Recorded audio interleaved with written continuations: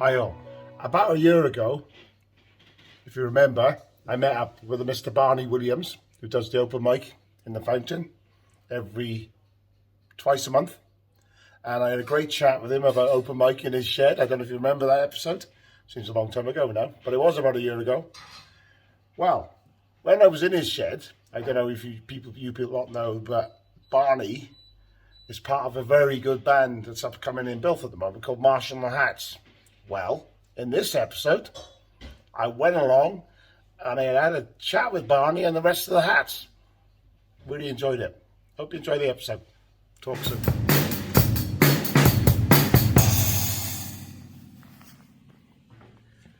Oh, right. I got to think of the question in my own head. Oh, I Yes, see, good. right. Yeah. Hey, Luke, can you come over and give me a question? I know, yeah. God, that was hard, that was. You still rolling. Well, I first got into the drums when, I don't really know, actually. Josh wanted a drummer for the band, and it just kind of happened. Yeah. It was really weird, actually. I wanted to, I don't really know what I wanted to play to begin with, but I wanted to be in a band, so I just picked up the drum kit. I've been playing for about a year now, I think. It's going pretty well, so yeah. And what was before drums? What other musical instruments do you play? I played a ukulele for a while, but that's never really got anywhere. And then I tried to play guitar, but I couldn't get my fingers in the right positions. Bass would probably be easier because Luke can play it, so it's probably easy. But drums is you just hit things. I mean, it's perfect for me, really. Yeah. Yeah. So how's this experience been though with the Marshal? It's been awesome. It's been so much fun. So much fun, yeah. Something to do in the week as well. Yeah. Keeps us at the pub a bit. Yeah. So what's the next gig coming up? And Next gig, proper gig, is the Biker Bash. 29th of May, I think it is. I don't do the numbers because I'm the drummer, and the drummer's usually the thickest one in the band. So I just sit back and hit things, basically, and everyone else does all the booking ins and stuff like that. yeah. All right, bud. And name? Isaac Coe. Isaac Coe. Isaac Coe. Oh, don't you got to sign me out with something? Yeah? Go on, give me, let it rip. Yeah.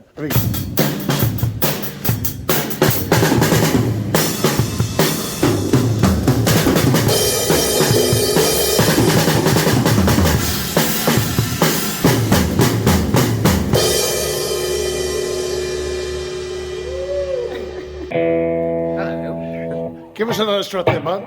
For what? Anything you want.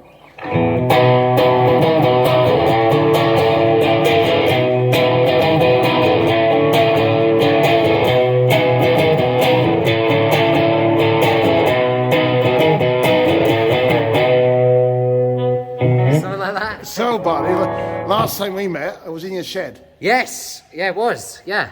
So what's been happening? Well, I've still been in the shed, mate. I'm not gonna... No, loads is happening. Loads is happening. We've had an amazing recovery. I mean, we were a little down on the ground because, like, obviously Will had to go back to uni, which sucked. But he's coming back, and he's been away, and he's still writing, and he's very still much a part of the project and making it happen. Yeah, we've got festivals coming out of the years. I'm sure Luke and Josh can tell you a bit more about that a little later. And yeah, we're just writing hard, doing the math, man. So Yeah. she was going to talk to me about the inspiration of the writing of the music. Was that like a really big question? Oh, God. I think we've all got different inspirations, really, haven't we? I think, yeah, everyone's got their own stories, and yeah. it's just a collective stories of putting it all together, really. It's just everyone's got a good background, and everyone's got a fun background. So, Oh, thank you. putting all them stories together, yeah. So how does the writing process start? Generally get drunk. Yeah. Yeah. I can't believe that with you guys at all. No, it's Really generally organic movement in, man. It's really organic. Like either Barney will come up with something, Josh comes with him, me or Isaac, Will as well, and then we all just get together like, oh, we came up with this in the shower. This is what we got, and then we just want someone to play it. And this is what I'm saying. not together. Sometimes, well, you know. On the odd occasion. Sometimes we do have a band shower. Like Luke really hit the nail on the head there. It's really an organic process, and like Josh will bring something. Either the Coes will bring something, like that. a cool riff, What's a wicked and like what I played there, that like turned into like I was messing around in the shed, Give the shed. Just you. It's like I messed around with that, and then slowly but surely you get an idea or something of where it could go, and like I think what we like doing when we make tunes is that we'll that's like the start, that's the jumping off point, and then really it'll be a it's very much a collaborative The effort. funnest part is bringing something that you've thought of individually, bringing it to everyone, and it'll be like, all right, this will sound great here. Yeah, we're going to add this little bit in. We're going to do this. Yeah, we usually click pretty good with knowing what we all want in the that's song. it, isn't it? Yeah. When you got an idea, it's just like you're just a hat. But when you bring it all together, you're Marshal and Hats. Yeah, why not? I've got to ask the question.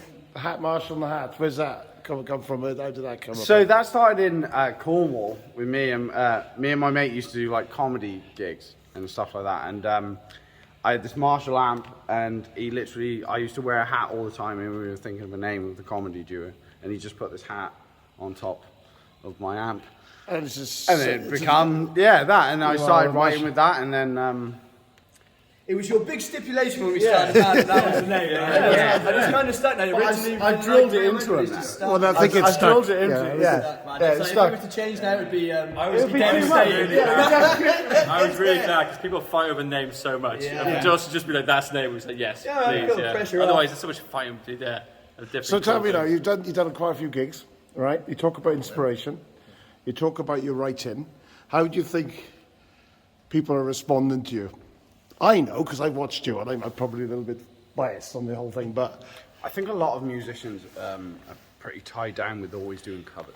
Yeah. And everyone has their own story, and everyone has their own songs that they really want to play and they really want to do. Yet, you want to hear Wonderwall at 20 to 2 in a nightclub, sort of thing. Yeah. And it's strangled. Not It's just strangled. a Yeah. botched version.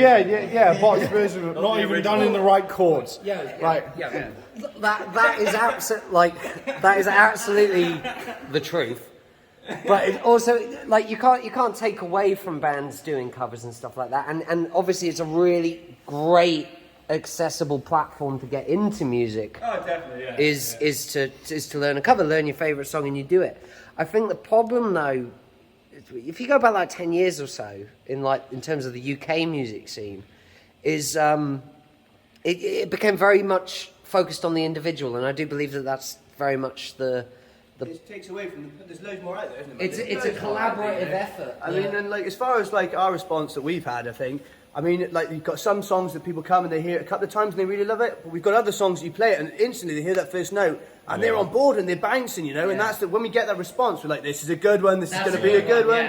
But then, like, I think if we'd have done covers, we'd never be as far as we are. Yeah, I think because so, when you're trying to replicate somebody else's work, it's just never going to work. Yeah, like that's that's why me and Luke have learned so much on bass and drums. Yeah. It's because It's we've like- just been jamming, playing our own Man, stuff. if I was to go try and play something like I by could- the middle, no, like there's Flea no or way someone there. like that, you know, I'd never be able to pick that up Yeah, in this yeah, time no because chance, you're no writing your chance. own. Fair things, play to making people for your own doing covers mistakes. and doing it really well, Yeah. like. Yeah, But yeah, it's yeah, because I impressive, wouldn't be man. able to like copy someone else's No, drumming, not definitely at all. not, man. I think as well is with going back to our writing process. Our writing process comes out of the jam, right? It's not it's very. We don't sit down and drill it. We don't sit down and drill it. Drill and drill. We There's do lots what of fun sounds involved right. within it, and it's What sounds right, Yeah. and If it gets bored, we move on to another one. and then come back to it. You know. so what's this? I've read them all, like, but what's the favourite one at the minute that you love playing? Oh, we've got a new one. Actually, if you want to hear it. Well, I tell you what, The new one's good. So I like. can we have this to see it out, like, to see me from the hill? yeah, we can cut to the end. Yeah. Definitely. How does it go? They start playing different ones now. Yeah, this Well, is there's the no one. pressure. Have you finished writing it yet, Brian? I've not finished the third verse, but we've got enough to give Jungle a little. A little taster. That's all I need is a little taster. Yeah, sure.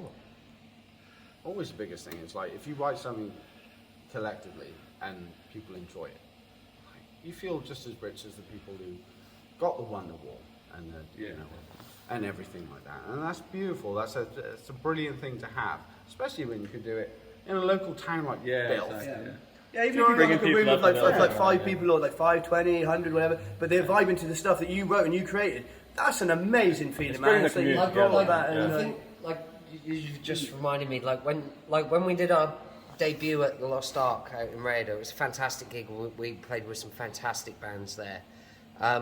But the one that, like, we went into, like, our last number of the night, like, what have you done lately? And bearing in mind, this was our first gig, wasn't it? Yeah. And, like, and people were singing along after, like, 3 minutes of hearing it. Yeah. And I guess that's how you know you're onto maybe a winner. What's wrong with people? They listen to our music. It was nuts. Hearing the breeze, lay it back, puff